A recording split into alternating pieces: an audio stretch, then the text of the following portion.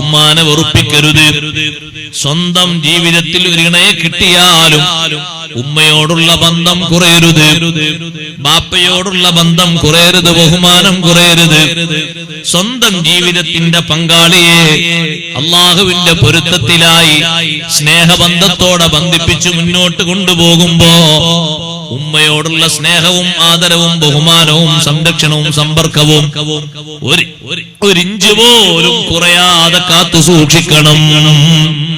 അഷ്റഫുൽ ഖൽഖ് സല്ലല്ലാഹു അലൈഹി വസല്ലം തങ്ങൾ എപ്പോഴും സ്വഹാബത്തിനെ പറഞ്ഞു ഉപദേശിക്കുന്ന ഒരു ഉപദേശമാണ്, സ്വഹാബ, നിങ്ങളെ കൂടെ ഒരു ജീവിത പങ്കാളിയെ അല്ലാഹു നൽകി എന്ന് കരുതിയിട്ട് ഉമ്മ കണ്ണീരൊഴുക്കേണ്ട, ഉപ്പ വിഷമത്തോടെ ഒരുപാട് സമയം പലയിടത്തും സമയം തള്ളി നീക്കേണ്ട ഒരു ഗതികേട് വരരുത്. അങ്ങനെ വന്നാൽ നിങ്ങൾ നിർവഹിക്കുന്ന സുഹൃതങ്ങളൊന്നും നിങ്ങൾക്ക് ആഖിറത്തിൽ ഫലം ചെയ്യൂല, ഉപകരിക്കൂല.